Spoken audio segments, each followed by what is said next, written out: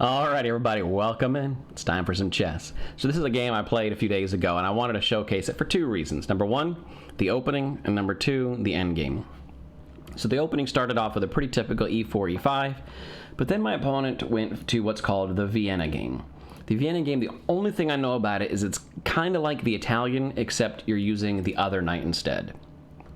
That's really it. The responses are basically either of the knights, and you can sort of transpose into like a four knights Italian, sort of. I don't know it, and so I decided just to continue on and play like normal. My opponent developed their bishop, and then from here I said, you know what, I have a lot of fun when I play King's Indian style games, so what if I try to get into a King's Indian position? And I pushed my g-pawn. Now you'll notice that this is move 3, and we're in a brand new game. Nobody has ever played this on Lichess. There's no games in the database that it can find that have this position. And why is that? Because, and this is the lesson to take away, people are smarter than me. You don't do this because in this early in the Vienna, one of the dangers is, well, then what's the next most developing move is to bring the knight around attacking this pawn. So you have to defend the pawn. You think, okay, I can defend it one of two ways pretty easily. Since I'm going to be fianchettoing my bishop anyway, then let's defend with the pawn, right? We'll save this knight for, flexibility reasons. Except then you have this move. And this is that fried liver style attack.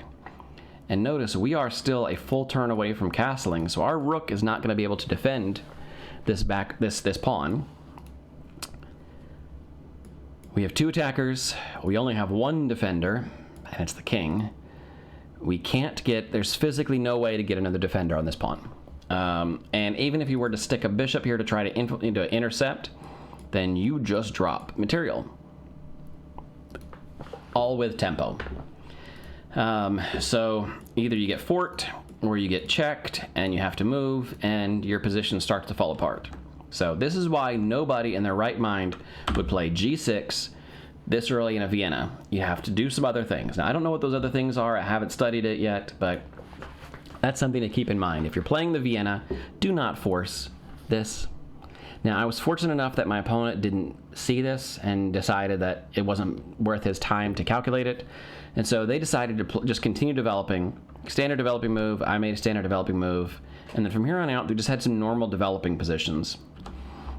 This d6, I want to defend this pawn, I want to open up my bishop, I want to give my knight some places to get involved in, and by doing so, when this double attack comes, right, I've got it defended twice, but by moving my knight, in the King's Indian, we know that this knight is probably going to rotate over here anyway. This knight is probably going to get involved in the game on the king side, and we also know that when we play the Italian, this knight sometimes jumps into the central square anyway in the Italian. So by doing this, it gives me the option to keep this covered up. Maybe I could slide my queen out of the way and maybe even trade it off. Who knows? My opponent continues their development, and I decided to go ahead and open up my queen side and try to harass the bishop a little bit. Now, first real decision is here. Whenever we see this kind of alignment, we know that my opponent is going to try to get rid of my bishop. If this were a Sicilian game, I don't know the Sicilian, but I do know that in the Sicilian game, if we instead of playing the e-pawn, we had played the c-pawn, this bishop in the Sicilian is known as the dragon, because it's just that powerful. This bishop on this long diagonal, in the King's Indian, in the Sicilian, it becomes pretty well powered up. So much so that in the Sicilian world, people have been known to play what's called the accelerated dragon, where they rush this bishop onto g7 in order to get this long diagonal controlled right away, because of the power of that bishop. And we know in the King's Indian, one of the themes is that we want to eliminate our opponent's bishop while keeping ours.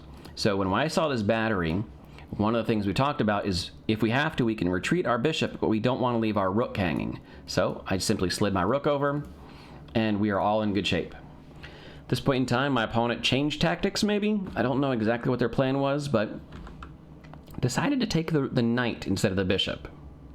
It's fine with me. I took it back, And now I'm happy. I've successfully kept my dark square bishop on the board, and I've eliminated my opponents. My dark square bishop is the only one controlling the dark squares, and it's going to have a lot of control. So I feel really happy at this point in time.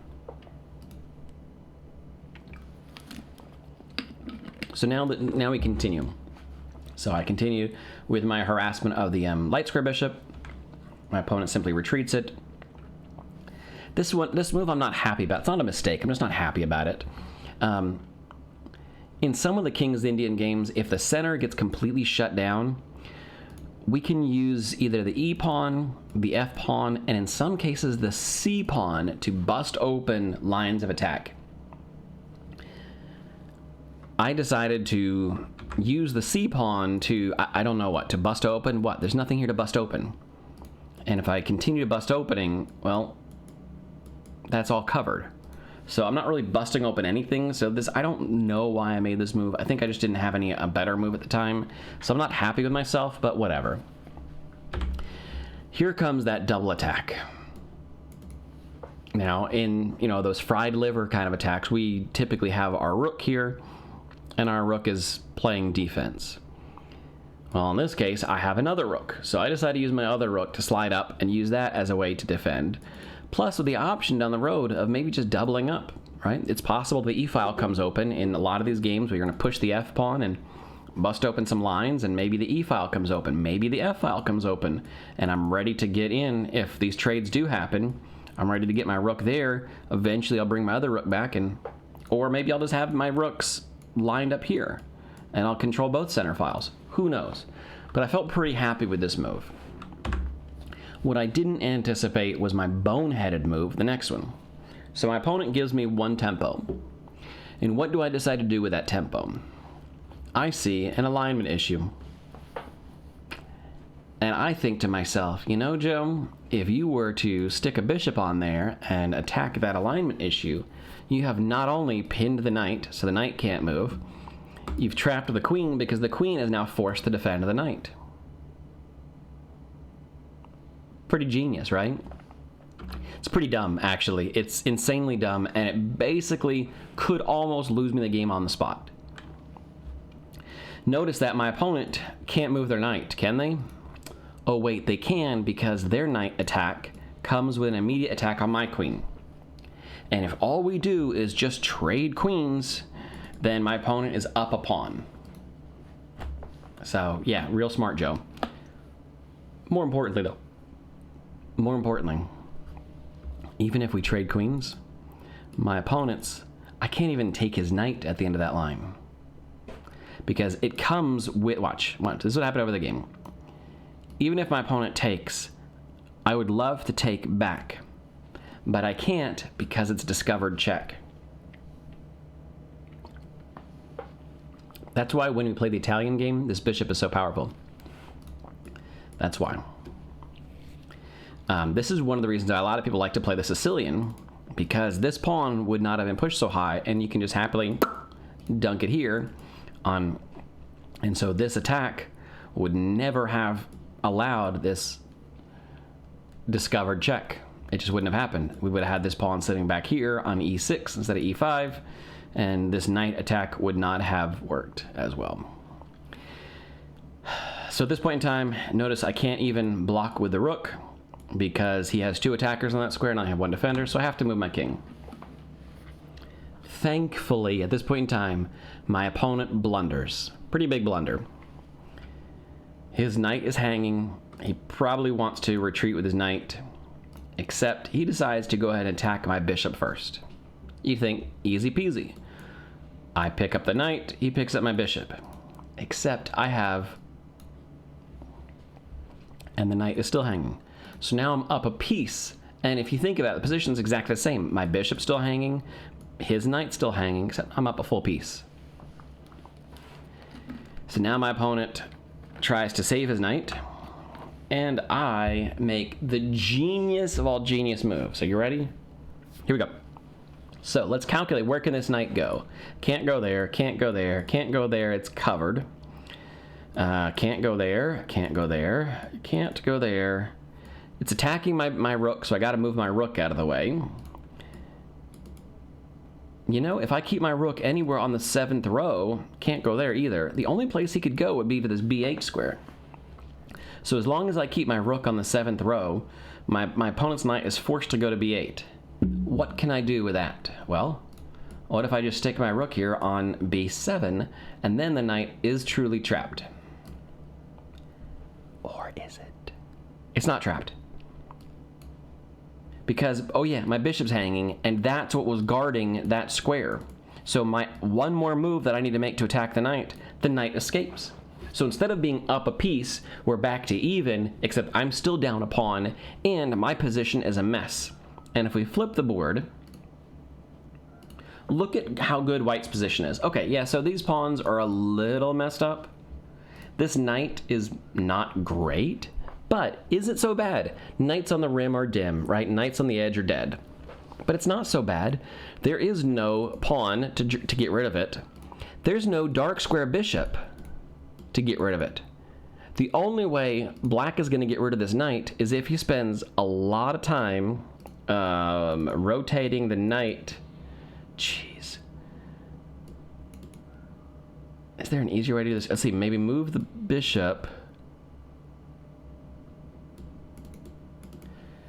Spends 4 moves, right? You got to move the bishop out of the way, and then knight, then knight, then knight, to possibly trade away this particular knight. Pawn structure looks good. Rooks are connected. These pawns look good. Yeah, this pawn's a little weak, but you know what? This bishop is pretty strong, looking pretty good. Bishop's defended. You could even push a pawn here. Who knows, right? Maybe something like this, maybe something like this. Right, if we look at the position from white's point of view, it's not bad. White's got a really nice position. Everything looks defended, everything's good. Black is all over the place. Man, we don't know what this bishop is doing. I guess it can come out here somewhere. The rooks are not connected. One of the rooks is under attack, so we're gonna have to move it first, and then we can sort of get the rooks connected on what kind of file though? The rooks on the C file isn't gonna work because it's all clogged up. So when we look at it, white has a much better position, and black is a little all over the place, and black is down a pawn. So I move my rook. White starts to bust open, exactly like we said, start busting open the position. I get my other rook in. If this position busts open, I want to be able to get in and maybe put some pressure on the knight. I don't know. Now, this attack is going to happen, and it's going to leave my knight to be exposed, so I move my king to defend the knight. The trade happens. I am ready to get my bishop up and trade off the light square bishops. Possibly open up space for my rook to get involved in the game somehow. And that's exactly what happens. Now from here, I want to tell you that the next move, I anticipated my opponent slide their rook over. I fully expected my opponent to get their rook into the game. If this trade happens, bring the knight back. So let's say double up, I take, rook take, or knight takes. Everything's solid. This is what I'm looking at. There are 2 attackers, only 1 defender. I could get my other rook up to defend, but I don't really want to do that. And so this is what I calculated, that my knight can jump here. And even if this rook were to infiltrate, it's not the end of the world because I've got this, and then they trade. But then my opponent has this. And this is where I really saw that, you know what, this is not good. So I didn't know what to do at this point in time. My weak position is going to really start to fall apart. And now I could do something like maybe get in with my rook somehow, start to infiltrate that way, maybe even look at something like this. You know, that's defended, and it'll put pressure on here, so this pawn is forced to be... So I was looking at these kind of things, but I didn't know what to do at this point in time. My king is probably going to come up the board. I don't want to stay down here and get locked out of the game completely. So I calculated that, and I saw that that's probably what my opponent's best course of action would be, is to double up and then eventually get a pig on the 7th row and start gobbling up my pawns. So I was kind of discouraged, but I got lucky that my opponent decided to trade first. And by my opponent trading first, it gave me one extra tempo. Because notice now the knight is hanging. So the knight jumps back, and now I've got that tempo to get my knight up. Now as he doubles up, I can stick my knight here, and now the threat of this infiltration is gone. So all of a sudden, I've gone from being very depressed about how bad this game has gone. All right, I should say roller coaster. My opening, I was so happy. I got everything I wanted out of my opening. I thought I was doing great. I forced my way into a King's Indian, which I got lucky. And I got the dark square bishop off. But then roller coaster went way down, and I felt really bad, and I was really depressed. Not depressed, but I really was mad at myself for playing as poorly as I did. Figured I'd pretty much lost this game. And to now I'm thinking, this could be a draw. I could probably hold this for a draw, or at least closer to a draw. I've got myself into a position where it's not the end of the world, right? The rooks aren't gonna infiltrate. My rook is on the only open file. Okay, it's lonely and needs a little bit of help, so maybe I'm gonna have to double up like this, but there's some possibilities here. I'm not sure what this move was, but it allowed me to get my rook, well, first off, I wanted to make sure that this pawn got defended. Notice the knight is attacking the pawn. I want to give this rook, like I said, a chance to get involved in the game somehow. But now my opponent gave me access to this pawn. And with my opponent's next move, okay, yes, I have to move my knight, which I don't want to do because infiltration, but even then the infiltration at this point is not so bad because everything is defended. But I can now take this pawn with check. So now I'm even on pawns. No longer behind, I'm even on pawns. And my opponent's position doesn't look quite as good as it did before. Trade off a pair of rooks. Now, all right, so my knight is hanging. So now I gotta do something about my knight. What could I do with my knight? I could do a million things, right? We could bring it here, bring it up. We could bring it down and bring it up. That's looking pretty tasty. Or grabbing a pawn with an attack on ye old rook. Here's the problem with this one, because this is not a great move. I didn't look at it long enough. I didn't look deep enough into the position, because I saw rook comes over, rook comes over. You attack my knight, I attack your knight. And I would be happy to see an end game like this, where I'm up a pawn, and we've got rooks on the board. It would be very difficult for either one of us to win, but we could hold it for a draw. Except what I didn't see was, oh yeah, duh, this comes with check. So I have to move out of the way. He moves his knight. Oh no. Or I move out of the way. He has time to move his knight. I've lost the pawn. He's attacking this pawn. Oh no. So I'm down the whole knight in that endgame. So I saw this over the board, that this was fine. This was going to be my game plan, and I did not look any further. Just didn't look any further. I said, oh yeah, it's fine. He can pin me. I mean, he can attack my knight. I'll just attack his knight. But I forgot that it comes with check, and that changes the game. Now, luckily, my opponent forgot it too, and decided a different course of action, and decided to infiltrate and get his pig on the 6th row. And I figured he was going to attack and pick up the pawn. But he chose not to. He chose to continue checking me. I think this is what happens to a lot of us at this point in time, is we don't really have a game plan. We don't really know what we're doing. And so we just start throwing in checks to buy us time and see if we can maybe get our opponent to make a mistake that we can capitalize on, or see if something, comes out of it. I've done this before. You just throw in a couple of checks to see, okay, I don't really have a plan yet. Let me move some pieces around until the picture becomes clear. Well, in this case, notice he's no longer attacking, and if he were to slide his rook up to attack, he's not attacking this. If he were to slide up to here, I can happily stick my rook behind the passed pawn. And at this point in time, my opponent decides to trade rooks, and now I'm happy. I went from very, very unhappy to maybe I can hold it to a draw, to all of a sudden I'm actually up. by getting rid of both rooks. There's no more rooks on the table. Now we're in an end game, and I actually know a little bit about end games now. Not a lot. Get me wrong, please. I have no idea what I'm doing most of the time. But this one I kind of do. Hear me out. This is an A pawn. That's a passed pawn. My opponent's king is all the way over on the H file. Everything else is paired up.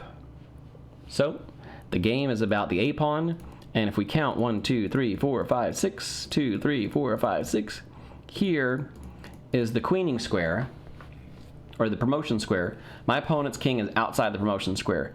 If all I do is just walk this pawn all the way to the end, I will get there before my opponent's king does. Guaranteed. Okay, there's this pesky thing about the knight in the way. But at some point in time, my pawn's going to get here. And then where does this knight go? The only real place this knight can go is here. Because anywhere else, I guess he could go here or here. But if the knight goes here, well, that'll be behind where my king is picking up. Knight goes here, I got it. The knight goes here, I got it. The knight goes here, I got it. The knight goes here. Well, I don't know about you, but that king is cut off. And so I now have time to start walking my king into the game. So this is what I saw.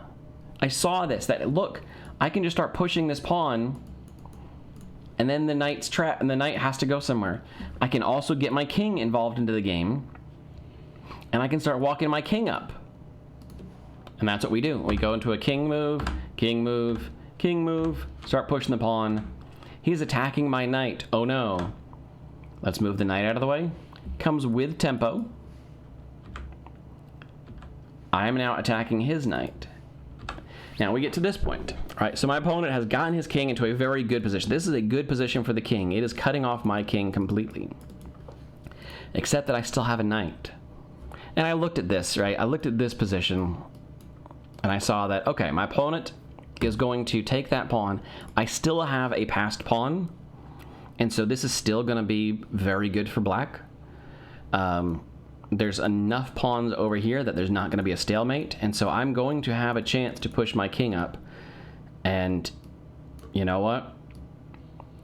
It could be real good. It could be real good. If my opponent were to start moving this way, great. But I'm just going to get over here. And if I can get over here, I'll have two passed pawns. But you see, these are the things that I'm looking at. Anyway, my opponent got to this position, and at this point I said, you know, I have a knight. So I'll give him another check, force him to either chase me or try to defend everything. He chased me and tried to defend. Now I looked at this. I said, okay, if I take and he takes, I'm up a knight, but realistically he could take here. And then he's inside the queening square, so I'm gonna have to bring my king up. He brings his king up. I get my king. Now I do get my king into this key space, but my opponent also has the option to get his king over here. But looking at it now that I'm looking at it, honestly, he can't infiltrate. That king is kind of stuck, and I can just block him out completely. So this probably would have been a win for me. I chose one more move. I chose to move my knight all the way over. One last check, and again, I calculated. This king has plenty of spaces it can go. Right? If the king goes anywhere but towards my knight, then he just drops a full knight. If he goes here, he just drops a full knight. And yeah, even if I give up a piece, even if I give a passed pawn for that, that's fine because I have here to start attacking, here to fork. So I have options. If he goes, if he just moves away anywhere, again, same thing. If he moves back, same thing, he just drops a knight. If he moves here towards me, this is what I calculated. That's the queen, the promotion square. My opponent's king has to stay in the promotion square. He cannot take my knight. If he takes my knight, I promote, guaranteed. And so my opponent is forced to retreat to stay within the queening square. There's really only one move he can make. Except he took the knight. And now if we look at the queening square, he's outside the queening square. I push a pawn, and that's all she wrote. My opponent resigned. Because I knew enough about endgames to understand how this one was going to go. I probably, if I was doing it again, I probably would... I want to push this pawn, but it's trapped, so I need to get my knight involved, or my king involved, to make sure that it's not under attack. If I were to do this again, I probably would...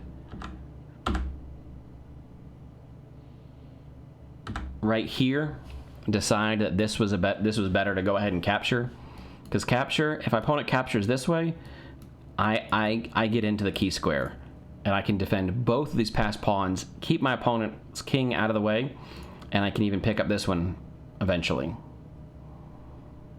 Because if my opponent tries to get in, notice I get here, he does not have access to this square, he doesn't have access to that square, so either he has to go here. Yeah, either he has to go here to defend, or he has to go here, and once he goes there, then I push past. So I could have won this one cycle earlier,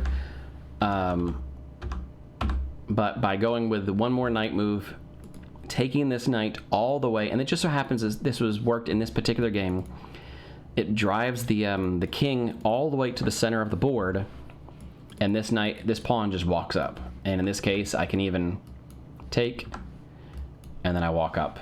So I'm proud of my endgame at this point. I'm proud that I saw that I had opportunities all the way back here. I said if my opponent trades rooks, I'm happy. And my opponent traded rooks. At this point in time, there were still several moves left in the game. And I felt pretty good, because I've studied a little bit of these endgames. Now, again, I'm not perfect, and I'm going to make plenty of mistakes. In fact, you can count the mistakes I made in this game. But I wanted to showcase this for two reasons. Number one, if you see the Vienna, do not try to force this King's Gambit, King's Indian, because you have to watch out for this. This is one of the reasons why a lot of people just start off with their own B Knight. Why a lot of Vienna players, when you're playing against the Vienna, why a lot of them just go ahead and defend that pawn. It makes the most sense, because otherwise, if you waste the tempo like I did, waste one tempo pushing that pawn, your opponent could easily clobber you. Don't make my mistakes. If you see the Vienna game, don't force it. Keep an eye on your central. All right? And then the other mistake is don't try to get too creative, right? I didn't need to do this. I didn't need to do that.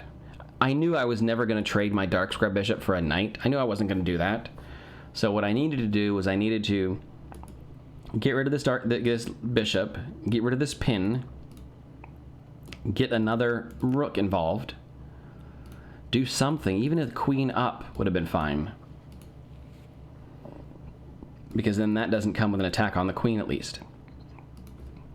So, yeah, this just tried to get too creative here, and then at this point in time, once again, I tried to outthink myself. I had made a mistake, and I'd gotten in my own head, and so then I tried to outsmart myself, and instead of making the obvious move, I looked for the second worst move in the history of chess, and I played this, and I allowed my opponent to get back into the game, and luckily my opponent played into an endgame that I was prepared for, and allowed me to solidify the position a little bit here, get consolidated.